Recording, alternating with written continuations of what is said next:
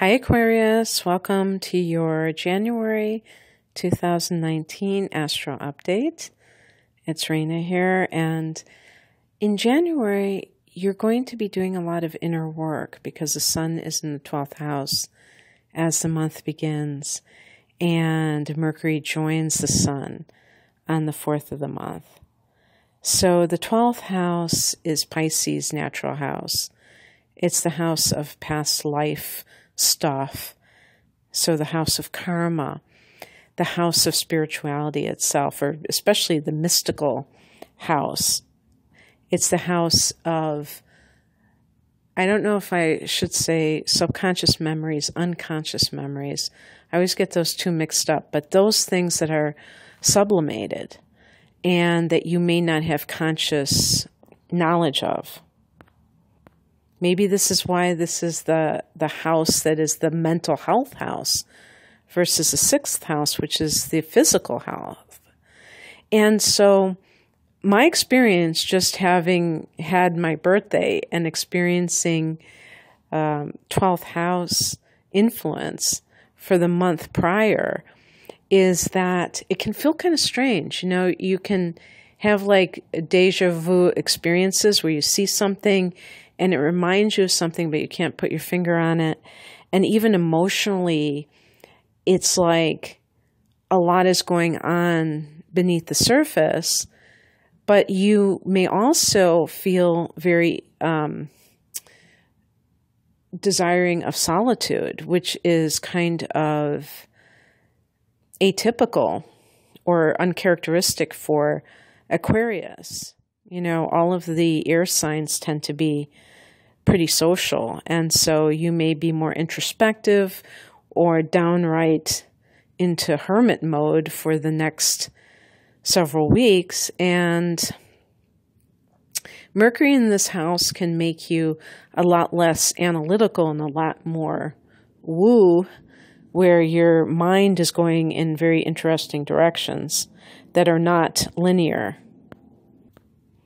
On January 5th, we have a solar eclipse at 15 degrees of Capricorn. Same, you know what, different day. Because, again, we're talking about Capricorn 12th house. And so new beginnings in this secluded area.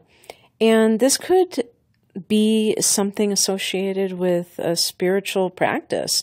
Maybe you sign up at a yoga studio because of the new year, and you are vowing to take classes and have a practice. And actually with the solar eclipse, something could come into your reality that is connected to spirituality. Maybe you meet a guru or a teacher that you have a karmic connection with, and you meet up again in this lifetime. That would be pretty awesome. But yeah, with the solar eclipse, it's a very powerful new moon, and so it can have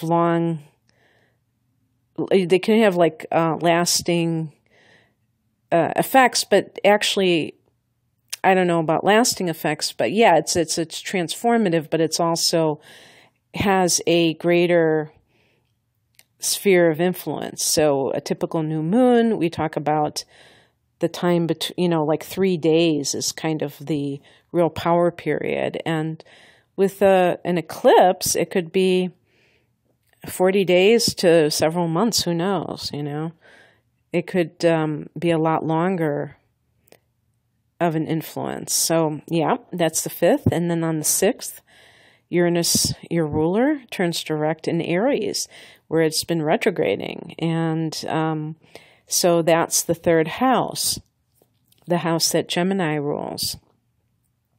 Uranus, I think, is a good match for this house because Uranus is about technology and the 3rd house can be about communication. So this can be really good for Aquarius people who want to explore the internet for whatever it is that they're doing. Maybe if you are in the educational field, because the 3rd house can be teaching and learning, or if you're looking to learn something, you may be doing it online rather than in a physical space.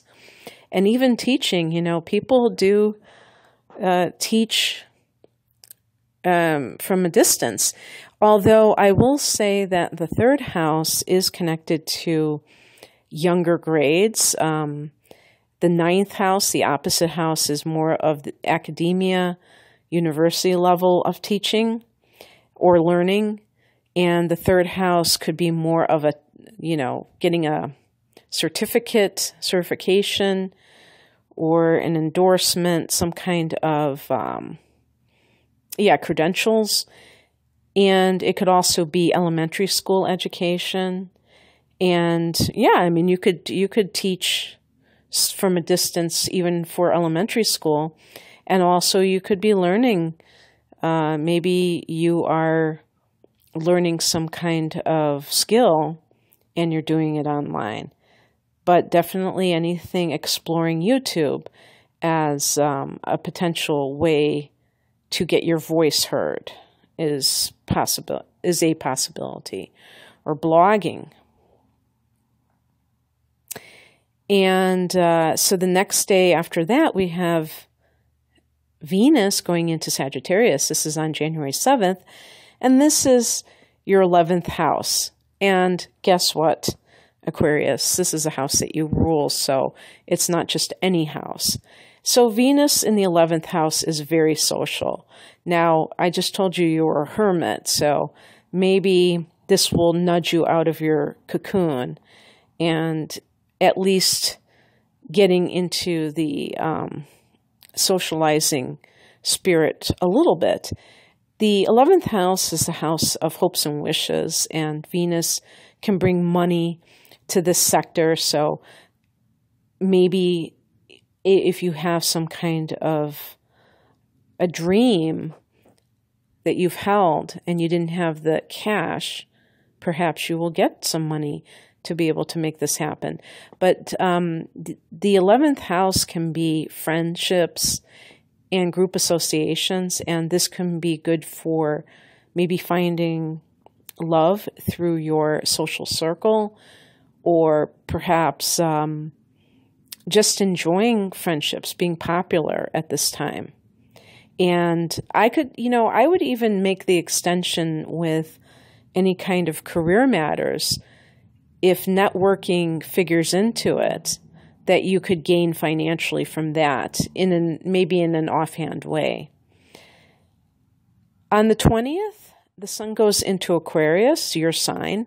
So the sun is in your first house, and this should give you a sense of vitality, a sense of having more energy and feeling more upbeat in general, and just more of yourself. And it's always great to have your solar return.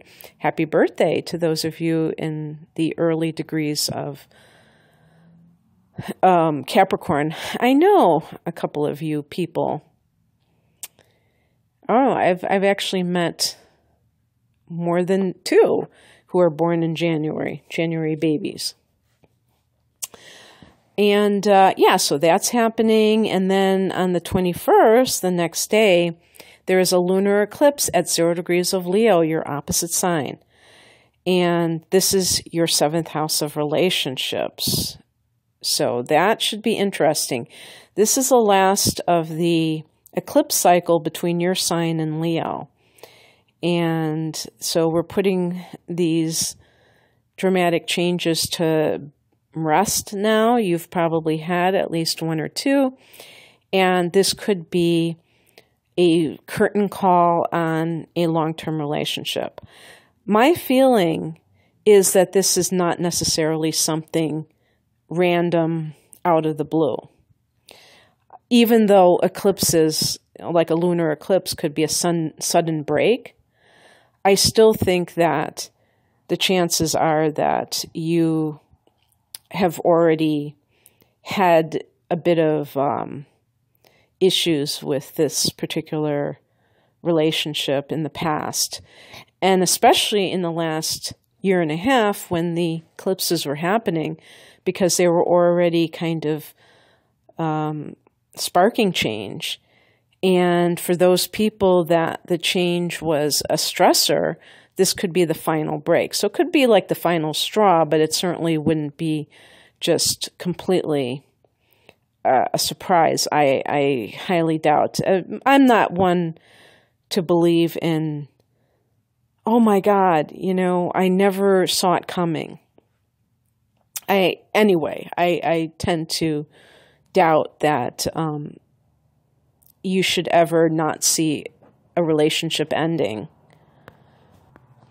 I think it's more a matter of not being in tune with the relationship, being kind of maybe you weren't plugged in enough and were not really aware of the stuff that was happening below the surface, and you're just kind of going through the motions. And so that could be shocking for some people, but for people who are really connected to their partner, when things have changed, and you don't need an eclipse to tell you that. And it's interesting that this is at 0 degrees of Leo. So the sun is at 0 degrees of your sign, 0 degrees of Leo, this lunar eclipse. So it's an ending, but at the same time, it's almost like a new moon or a solar eclipse, where a door is like opening through this ending. And then on the 24th, Mercury goes into Aquarius in your sign.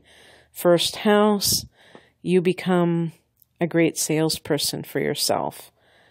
This is great for promoting yourself, whether it be selling yourself to an employer, selling yourself to a client, or